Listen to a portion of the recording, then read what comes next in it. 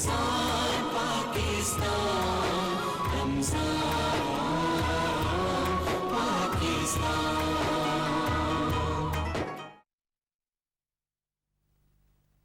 A'udhu billahi minash shaitanir rajeem. Bismillahir rahmanir rahim. Astaghfirullah rabbi min kulli zambin wa atubu ilayhi. Assalamu alaikum, ladies and gentlemen, and thank you very much for tuning into PTV World. You're definitely watching our Ramzan Pakistan transmission. The name happens to be Shahzad Hasan Khan, and with me, I'm very blessed to actually have a very knowledgeable colleague, and she happens to be Miss Hajra Sati. Hello Hajra, assalamu alaikum wa rahmatullahi wa barakatuhu. Wa alaikum assalam, and thank you so much, for this introduction. I'm again humbled by your introduction. Thank you I'm very always much. humble. Thank you very much, and I'll always make sure, and I will always endorse that as well, and it's because of the fact that you truly deserve that as well, and you always put in that hard work which is required to kind of be over here on these seats and or chairs or sofas as well, ladies and gentlemen. But ladies and gentlemen, as we all know, that the first ashra is actually mercy, the second one is forgiveness, and the third one is to save yourself from hellfire as well. And alhamdulillah, we've transitioned into the second ashra, which is forgiveness, the prayer for that. That's what I started the entire transmission with. Astaghfirullah rabbi min kulli zambin wa atubu ilayhi. But today, I think we're going to have a very interesting conversation, Hajra, and it's just because of the fact that this is something which I realized on the very first Rosa.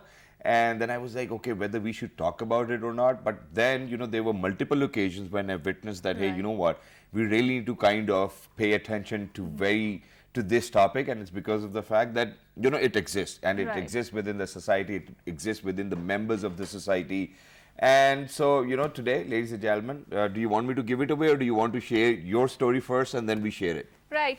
So I actually wanted to share a surah from a verse from Surah Yusuf, and that talks about the spiritual powers of Quran, right? And that says, "Verily, there has come to you from your Lord, and a healing for diseases that are in the chest, and guidance and mercy for people who believe," right? Wow. So I do believe, that Quran has a lot of spiritual and healing powers, right? Yes. And whenever you recite that, it affects you deeply. And as I've said that before, every time you read it, there's something new that pops up and something that shakes you to the heart and to your core. And then, that tells you that you need to wake up and, you need to do, a lot of things that you are not doing it, which is guidance and which is mercy and rahmat, right? Exactly. And thank you very much for saying that, because, every word we utter, it actually creates a vibration, and it creates that sort of sense that even if we start to think about something, eventually we see that that's happening as well. And Shahzad, this is very interesting research that I was going through, that in an Oxford University, they did a research on the children.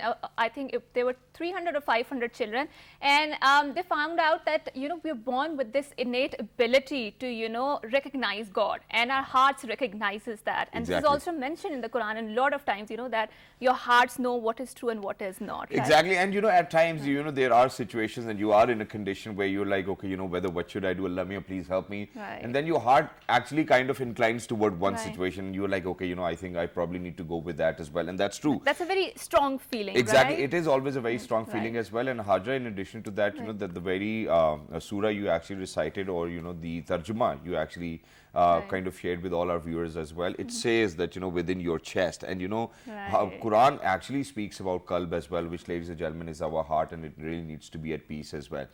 Which is why what we're going to talk about today, ladies and gentlemen, is about being at peace while fasting. Right. And this is something which we do not observe quite oftenly, and it's because of the fact that, we just get so impatient, we just get so arrogant, and, it might be probably because of the fact that we haven't eaten or we haven't drank as well. But that certainly does not give us as an excuse that, hey, that you can actually be rude to somebody, or you can actually, in Urdu we would say battamiz to somebody as well, and that's not the way. So imagine, ladies and gentlemen, today we have actually picked up on that we wanted to talk about that on the 1st of Rosa, the 1st of Ramazan. What happened with me was that I actually ended up arguing with one of my family members, and then I realized, hey, that she's probably fasting, and that I shouldn't have actually asked her to do this chore, and I'm the one who's actually done wrong. So I was like, but hey, this is fasting can or should not be an excuse for anybody for their ill behavior, rude behavior, or for them being mean as well. So imagine that this is something which happened on the 1st of Ramadan. 3-4 days down the line, ladies and gentlemen, I was actually on a traffic light, and it was just about 5 minutes to, open your fast as well. And I could see people fighting over a street light as well, where nobody was giving any other person way so that they could actually go back home or wherever they were going. Then, 2-3 days after, I went to the bank, and it was a long queue of people, and then there were people who were jumping queues as well. And then there was this gentleman who started fighting, and he kept on saying, hey, you know what, everybody's fasting, we are fasting, I don't know about you, and things like that. And the argument actually got bigger as well. They're even more crankier than the usual, right? Exactly. So I was like, hey, you know what, why is everybody using fast as an excuse for their ill behavior? And that's something which we actually wanted to kind of shed light on. We really wanted to talk about it, that God forbid, if you misuse your fasting for such a behavior, if you think that that's the logic behind your ill behavior, ladies and gentlemen, what Allah or probably the Quran or Prophet Muhammad sallallahu alaihi wasallam says about this kind of behavior while you're fasting is something which we wanted to pick up on. We are very lucky that we've actually been joined by one of our very favorite amazing Islamic scholars. He's been making sure that he's going to be punctual and on time these days as well. Ladies and gentlemen, he is Mr. Imran Sandhu. Hello sir, Assalamu alaikum. Welcome to Ramzan Pakistan. Wa alaikum assalam wa rahmatullahi wa barakatuh. Thank you very much, sir, for joining us. Wonderful to have you. And alongside him, ladies and gentlemen, it's a norm over here at PTV World Studios that we always want to get started with the Naate Maqbool as well. And for that, we're very lucky that we've actually been joined by Mr. Wasim Ilahi. Hello, Assalamu alaikum wa rahmatullahi wa barakatuh. Wa alaikum assalam wa rahmatullahi wa barakatuh. Wasim bhai, how are you? جی الحمدللہ اللہ کا شکر. کیا سنائیں گے آج آپ؟ اردو کا ایک بہت خوبصورت کلام آپ کو. جی بسم اللہ کیجیے. کرم کے آشیاں نیک کی کیا بات ہے، آپ کے آستانے کی کیا بات ہے. فاطمہ علی اور حسین و حسن، فاطمہ علی اور حسین و حسن، مصطفیٰ کے گھرانے کی کیا بات ہے، مصطفیٰ کے گھرانے کی کیا بات ہے. کتنے نانے بھی ہیں اور نوازے بھی ہیں، کتنے نانے بھی ہیں اور نوازے بھی ہیں. ابن حیدر کے نا کی کیا بات ہے، آپ کے آستانے کی کیا بات ہے. کرم کے آشیاں نیک کی کیا بات ہے، آپ کے آستانے کی کیا بات ہے. ایک گھر جو ملے شہر سرکار میں، ایک گھر جو ملے شہر سرکار میں، پھر تو ایسے ٹھکانے کی کیا بات ہے، آپ کے آستانے کی کیا بات ہے. کرم کے آشیاں نیک کی کیا بات ہے، آپ کے آستانے کی کیا بات ہے. Subhanallah, Subhanallah, Jazakallah, बहुत खूबसूरत. Thank you very much, Wasim bhai, for sharing such a wonderful kalam with us as well. And it just, gives you that sense that, okay, we probably just right next to feeling, or probably we start to feel. And to be very honest, Hajar, I'll be very honest today as well, while we were actually sharing the images from Medina as well. And it actually makes me feel like as if I really need to go over there as well. Right. And I've been thinking about it, inshallah, sooner or later I will be there, because for the very first time when I went to Makkah and Medina for Umrah, I personally think that I might not have been ready then, because I was traveling with my parents and I certainly didn't have that idea. But now, every now and then, I almost get this feeling that I really need to go. And Shahzad, there are moments within your heart, the moments of softness where the light of Allah travels through your hearts. Really? And you never know what are those moments, that can trigger that, So Exactly. It is said that, you should always pray that you should be a soft-hearted person, Alhamdulillah. right? And I'm trying to do that as well, because since I play cricket as well, so I'm trying to be a soft-handed and a soft-hearted person as well. But now, coming back to the topic, ladies and gentlemen, we're very lucky that we've been joined by Mr. Imran Sandhu Saab as well, where, sir, today we have picked up on a very pertinent and a relevant topic. And let me be very clear on this as well, because Alhamdulillah, I've traveled to a lot of Middle Eastern countries as well, I've traveled to a lot of Western countries as well, and this culture only exists over here, unfortunately, because just while I was actually talking about the very topic what we will be discussing about, it was almost 3 or 4 years ago that I was in Qatar. And so I was visiting my sister's place, and it was Ramazan, and I was reversing my car and I bumped into another person's car. The gentleman got off the car, didn't say anything, he was like, yalla, go do whatever. I don't know what he said in Arabic then, but it felt like as if, he wasn't really angry at all. Even he was fasting. He was like, are you fasting? That's the only question I understood. I was like, yes. I was like, just go. Why do you think that we take fasting as an excuse for the kind of ill behavior we portray right in front of people? Bismillah ar-Rahman ar-Rahim. So, I think it's the attitude that needs to be mended, and why fasting has been incumbent upon us, and why it has been made obligatory upon us. This is the very reason, so that we can control our anger. All right. So, Prophet Muhammad sallallahu alaihi wasallam said that fasting has been made obligatory upon you. It's a shield, so you should avoid anger. The very reason fasting is there for us, so that we should start learn to how to avoid our habits that we make, and anger is also one of the habits. And how to be patient as well. And let me tell you,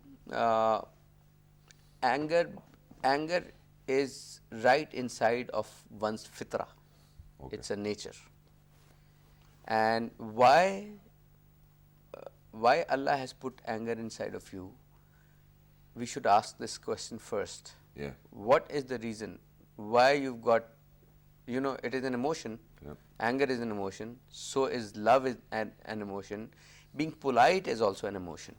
So all these emotions are there, embedded into the human nature. So now, there are 2 words of Arabic that I would like to share with you. One is tabi'ah or fitra, Yeah. and the other is jibilla. Jibil. And we call it as jibillat in Urdu as well. So, fitra never changes. All right. The only thing that can control your fitra or your nature is your jibilla or your habit. Right. So, some people are very, they've got, in their fitra or in their tabi'ah, they've got anger, lots of anger inside of them. Right. And some don't. So, for the people who have anger inside of them, the real test of them is to control the anger. Okay. And some people who do not have anger inside of them in their nature, they need to practice when to practice anger and where to practice anger instead of getting, laid back or being coward. So, you have to use anger at the right point and the right time. And this is how you want to make yourself. And what is fasting? Fasting is actually practicing the thing on the right time.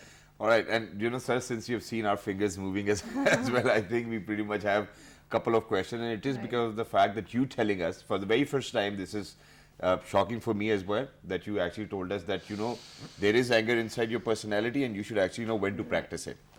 Right. I have a very different mindset in terms of that, and I believe that, this tongue, which obviously can take you to the peaks of the highest mountains as well, and can actually drag you down to the deepest of the oceans as well.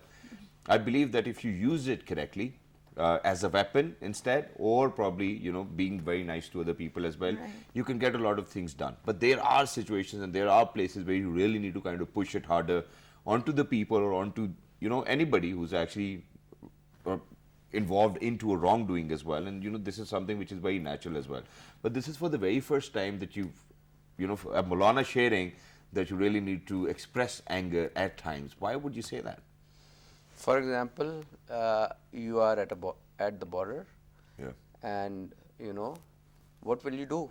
I would think from Are you going to smile over there if No. you are being attacked? No. So there you have to practice anger. Okay. And you are with your parents, your brothers and sisters. Then you need to be like show an attitude that you are at a war. No, Right? obviously. So we have to understand. The situation. Yeah, it is according to the situation. I think we have to manage our anger, and we need to understand that what are emotions. What are your emotions telling you exactly, right? A lot of the people, they don't exactly know that there are emotional upsurge in them, and they're telling you something. Yeah. And then in the fit of the rage or in the fit of that emotional outburst, they can say Anything. But very rightly said, as a society, right, we kind of like Molajat. right. Aye. Yes, it is glorified a lot. That's true. This thing is glorified. When you are living in a society, you need to you have to learn to do anger management. You see road rage over here. If somebody is making a mistake, you actually react to that mistake in a much More with a stronger much bad attitude. True, yeah. This guy is making pressing his horn, and he's getting a little impatient, and then what you try to do is you try to teach him with a worst attitude by giving him an attitude that is worse than him. This is what we take pride in nowadays. Yep. I saw a video yesterday, and there were two guys fighting over a political issue, and That's an everyday struggle in Pakistan these days. so and on Aftar. Yeah. And You saw that video? yeah, I saw a video. Just yesterday. This should never be appreciated. True. Ramzan is not about who is. Sir, I'm sorry, but I'm going to stop you over here. Now, I think this is that point where we would really be able to identify that where you really need to be angry as well, and it's because of the fact. So imagine if somebody starts to abuse your family or your choices in life, what would you do? You would obviously firstly tell them, hey, you know what? Please keep it to yourself. You really do not need to share it with me. Let me be with my family and let me do whatever I'm doing. So imagine if somebody repeatedly keeps on abusing you and you're with your family, what would you do? I think that's the point where you need to be angry. Yeah, and how to pose in that anger, what to do in that, how to use that anger. If somebody is going, is taking law in his hands, or for that matter, if he's not acting the way he wants to act, what do you want to do? You want to take the right route. So the application of anger is to go to the police station, or to go to somebody who he can. If this person is not doing the right thing, he has to go to that person who can influence him to not to do this thing. Right. Somebody actually came to Prophet Muhammad ﷺ, and he said that I like to see women, and who are not my mahram. So Prophet, instead of getting angry at him, what did he say? He gave him, would you like that somebody Yes. sees your sister or your mother? So this is how, you know, Prophet used to control, you know, and give right answers. So we really need to focus and reflect on how to react to a question, how to react to a situation, you know. And most of the times things get worse because of our reactions. True. You know, people would make mistakes. We should understand that while we are on the road, there are so many things, people have not been rightly, you know, educated, so they would make mistakes. Especially in Pakistan, we've got so much traffic issues, and with this fasting inside of you, now what happens is, as soon as the fasting starts, the month of fasting starts, we you know, because we've not been practicing all around the year, and the shaitan is also there whole of the year, you know, it has worked on your personality so much so that, and then again the overall the structure of society that we have, like people really think that, you know, getting angry is one of the best attributes, Right, you right. know. It's a manly Chaudhary thing. Sahab. Yeah. So It gives you power. and this is happening all over the place. This is happening in schools. Teachers would normally come and you know, show the attitude in the morning. If the student has not done the homework, I've seen it happening. Then lots of spanking goes on. Yeah. Right. So this is an attitude as a nation. We really need to control that attitude. I've studied in Darul Karachi, Right. and in Darul Karachi, teachers are not allowed to just to do even like this to the students. Right. And look how brilliant the students are. Mashallah. Yeah. And really, and you know, when this kind of attitude is practiced in whole of the institution, what happens is, then people over there who are teaching, they develop ways how to mend Use ways other methods. or educate children using other methods. Right. Sir, I totally agree with whatever you have said, and you know, with each and every single word of that as well.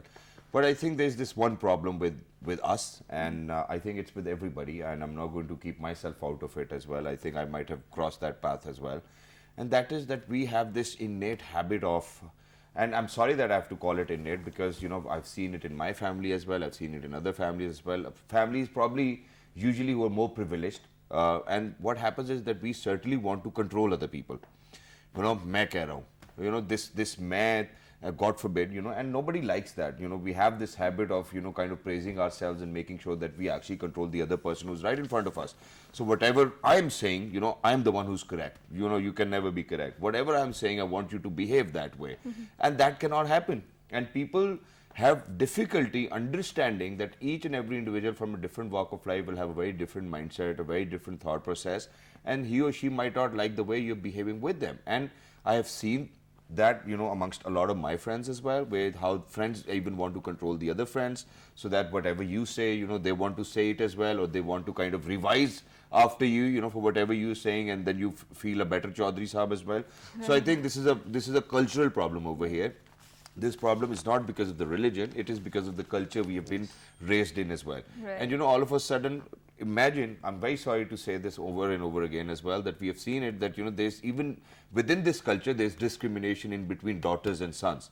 You know, the sons can actually get to eat whatever they want to eat, the daughters might not even have the choice, and there are areas and there are examples which I've seen from my own eyes as well, how, I'm very sorry, it's a very cheap example, but I really need to give it to other people as well, where how I have seen on a dastarkhan, a son gets to actually have a leg piece of the chicken and the daughter is not allowed to have it. And I was shocked on that occasion that, hey, you know what, how can these parents actually allow this to happen? While the other daughter was crying for that as well, and that couldn't happen. You know, so this controlling behavior, this controlling nature, which is put into us by our parents or ancestors, is something we really need to get rid of. Right. Even, you know, and then, you know, people have this habit of saying, oh, ji, hamare to bhai hain. Right. Hamare It's a to ghar-" cultural baggage that we all yeah, carry, yeah, right? there's this cultural baggage which we are always carrying. Now, in the light of Quran, in the light of Ahadith, imagine the first ashra is mercy, the second one is forgiveness, the third one is, you know, Prevention. seeking relief from hellfire as well, from Allah Almighty. How do you think that we can exhibit such behaviors where we are asking for mercy, where we're asking for forgiveness, but we certainly have no mercy for other people and no forgiveness for other people? So there's a share that just you reminded me of with this good discussion. Actually, the social problems. खुदा मुझे ऐसी खुदाई न दे कि अपने सिवा कुछ दिखाई न दे. And then there's another share to complement this share is हर तमन्ना दिल से रुखसत हो गई, हर तमन्ना दिल से रुखसत हो गई, अब तो आजा, अब तो खलवत हो गई. वाह वाह वाह वाह. So you know, this is what it is. If you start practicing love of Allah subhanahu wa ta'ala, this love is the real ignition of the love of the you know, the public or love of the people. खुदा के आशिक तो हैं हजारों, बनू में फिरते हैं मारे मारे, मैं उसका बंदा बनूंगा जिसको खुदा के बंदों से प्यार होगा. Sir, would you mind if I share one of the shares as well? So, अपने चांद का चिराग जलाने के वास्ते गांव के सभी चिराग बुझा दिए मैंने. I think this is the share which I think is very pertinent on this very occasion as well, and this is what we do.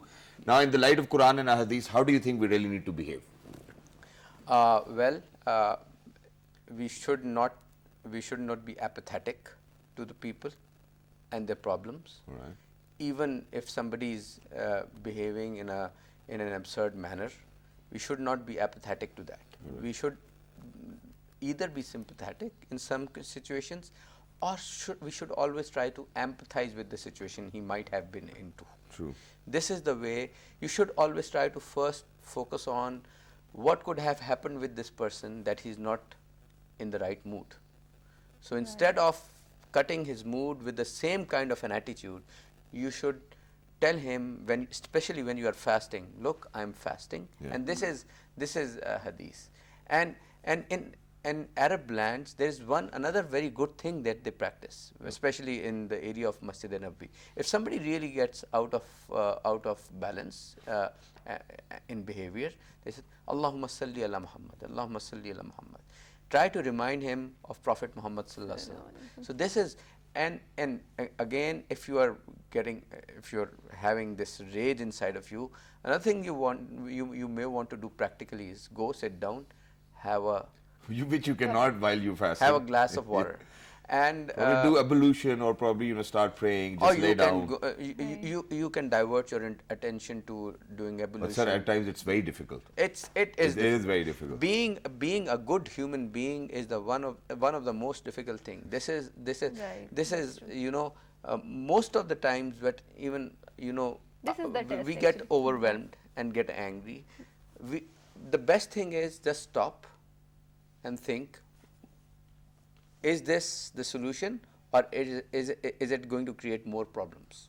Right. So you are going to get an answer right away. Wow. Ask from the mufti of your heart. And thank you very much for saying that as well. With that, we obviously want to move on to Wasim bhai for another naat as well. But before going, ladies and gentlemen, it will always be a journey from where I said that, you know, अपने चांद का चिराग जलाने के वास्ते सभी गांव के सभी चिराग बुझा दिए मैंने. This transition to this one, where it's all about तूफान कर रहा है तवाफ मेरे अज़म का, दुनिया समझ रही है कि कश्ती भंवर में. I think that's the transition over here, ladies and gentlemen.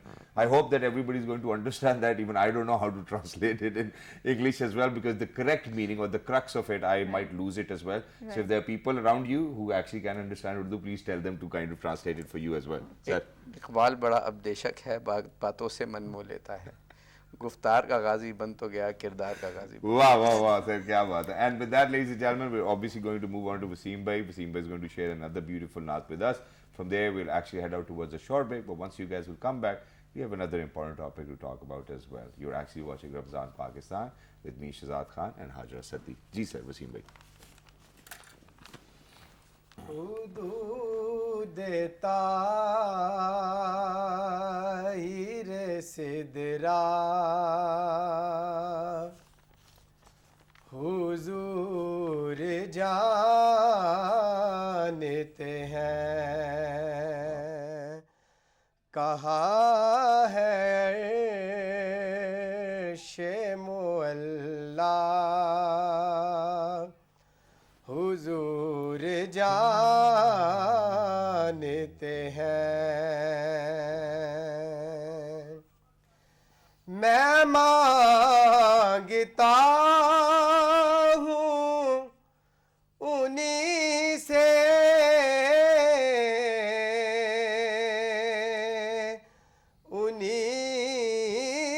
مانگتا ہوں حضور پر ہے بھروسہ حضور جانتے ہیں حضور پر ہے بھروسہ حضور جانتے ہیں بروز حشر شفاعت کریں گے چن چن کر ہر ایک غلام کا چہرہ حضور جانتے ہیں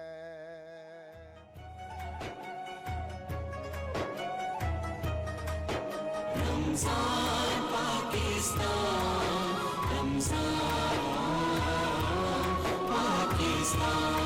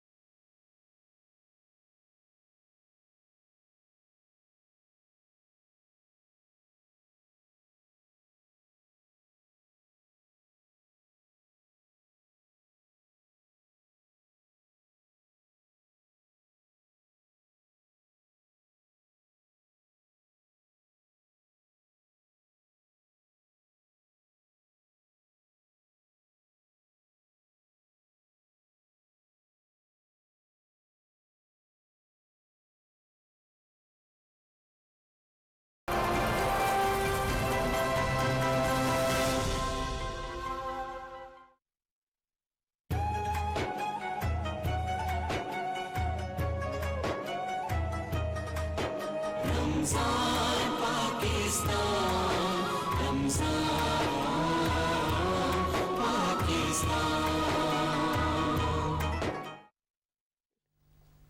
All right, ladies and gentlemen, welcome back. Thank you very much for staying tuned to Ramzan Pakistan. Earlier, ladies and gentlemen, we were in conversation with Mr. Imran Sandhu and Wasim Bhai, who happens to be a very amazing Naat Khan as well. And Imran Sandhu Sahib, actually, in the light of Ahadith and Quran, told us how we really shouldn't be actually behaving in the other conditions because of the fact that we are fasting and using fast as an excuse for our ill behavior. So please, ladies and gentlemen, do not do that. Have control over yourself. Lie down, relax for another 30-40 minutes and then come back with a resolve so that you can actually kind of have a happy life, and you certainly do not stress yourself as well.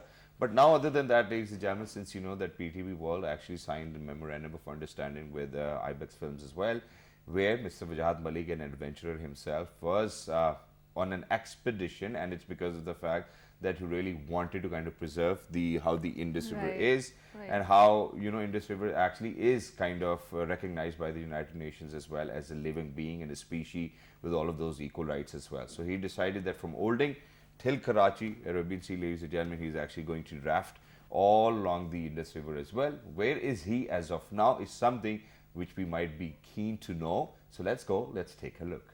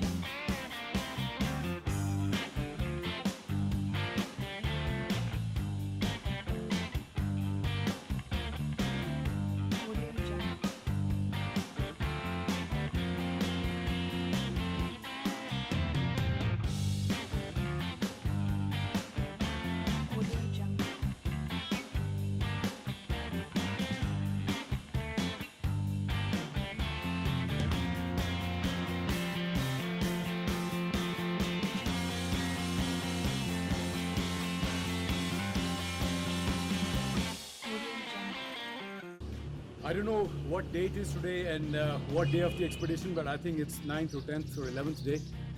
We are in Chilas. Yesterday we rafted all the way to Astor Bridge, and after that we exited. Now we're going to go back to Guinea and start rafting from there. We'll go all the way down towards the Amar Basha dam site and then exit from there because we can't raft through the dam because it's a huge narrow gorge. Plus there's a dam work going on and a lot of stuff comes down the mountain. Upar sadak bhi ban rahi hai, and you know they throw boulders and so it's not safe. So we have about 22 kilometers of rafting ahead of us today.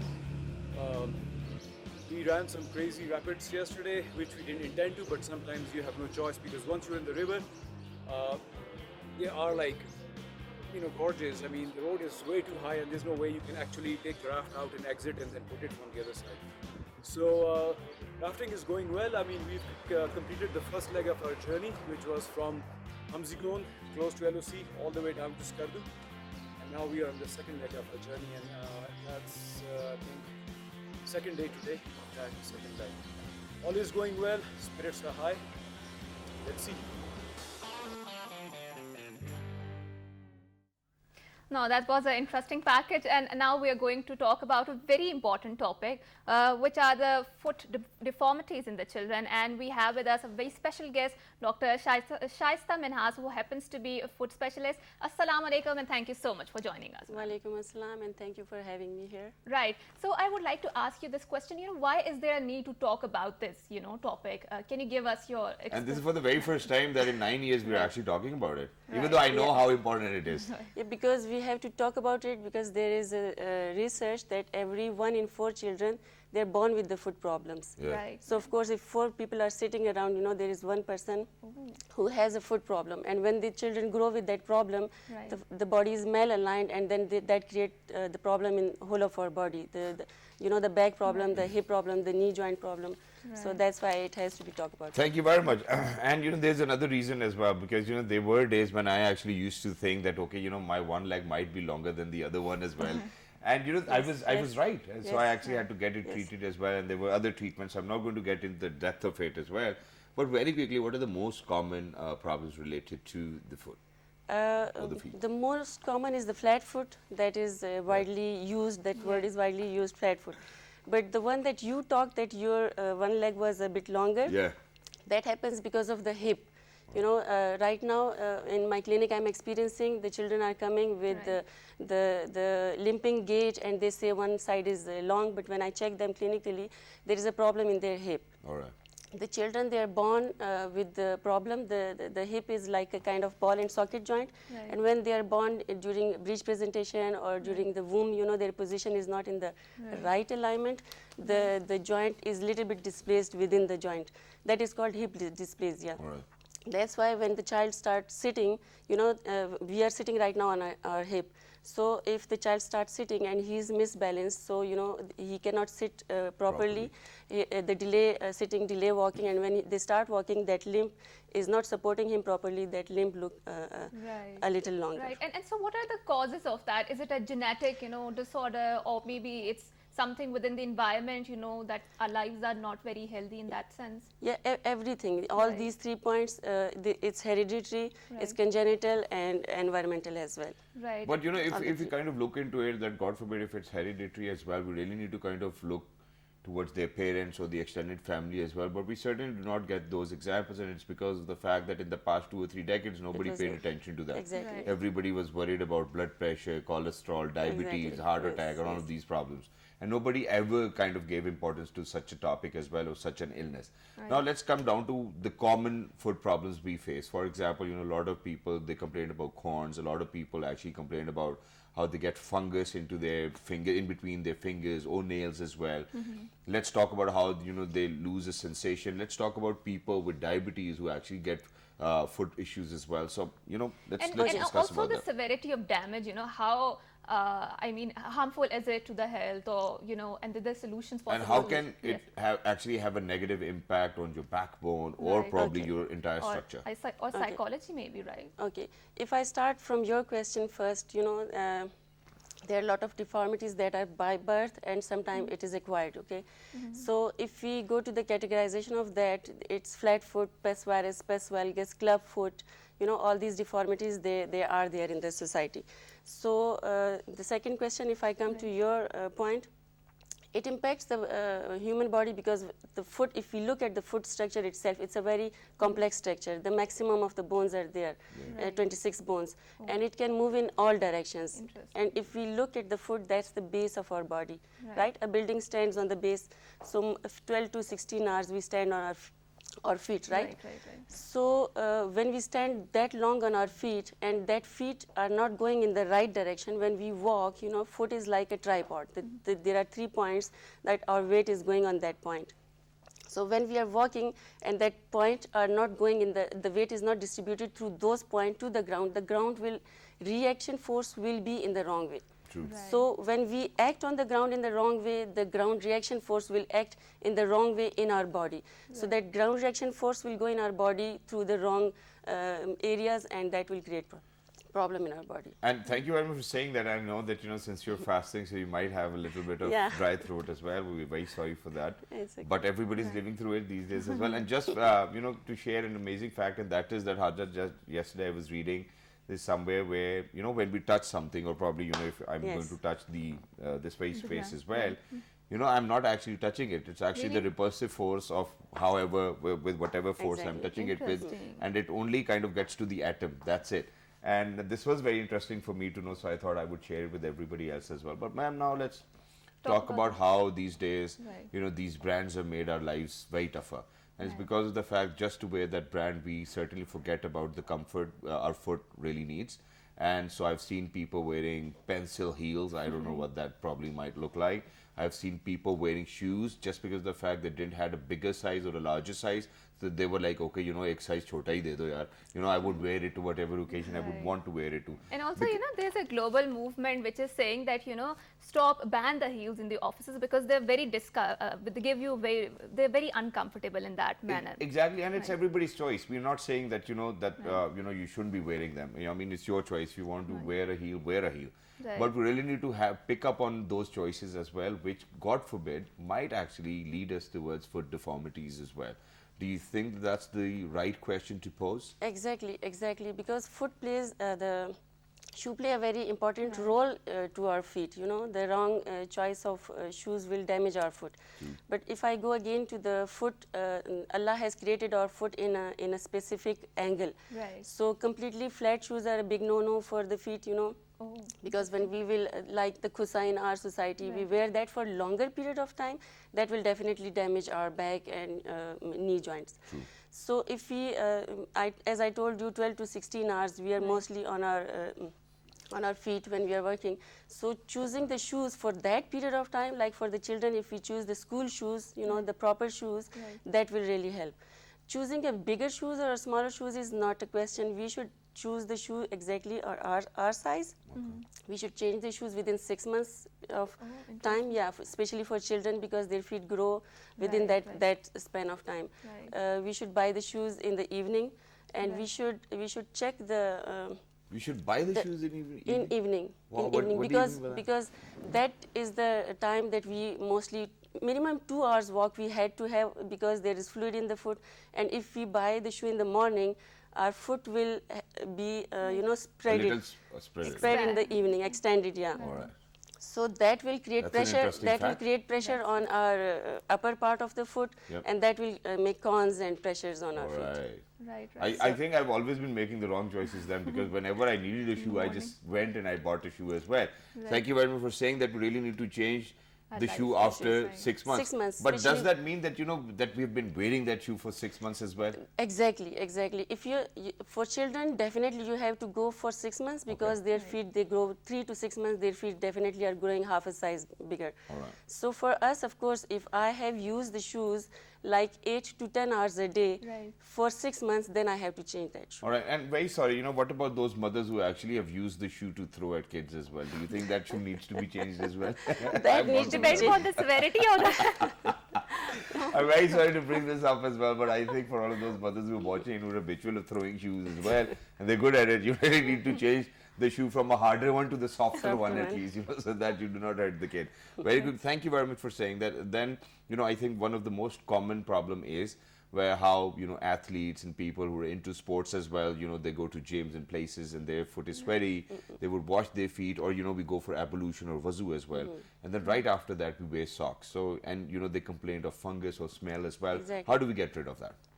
That we have to dry our feet before wearing the socks. That's the main important thing. And in between fingers, we should not even put a lotion in between the finger. If we put It that, feels so nice at times. yeah, but then you have to dry it before sleeping. If you are massaging your feet with any oil, any liquid, you have to dry from in between the fingers. Otherwise, it will create fungus. And thank you very much for saying that. Thank you very much, Dr. Saiba, for being with us. Lovely to be in conversation. And my father always gave me a hack, and what we used to do was that while we would have taken a shower and we were getting ready for office, we would take our newer socks, rub them in between our fingers and just wear them afterwards as well, and that's a good way to dry it up as well.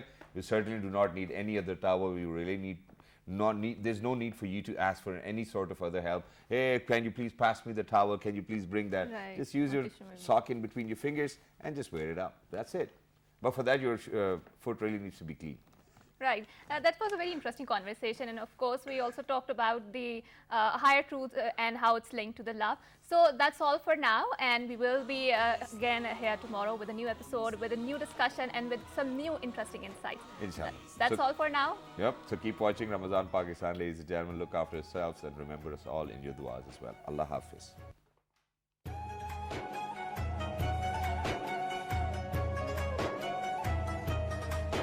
Ramzan Pakistan, Ramzan Pakistan.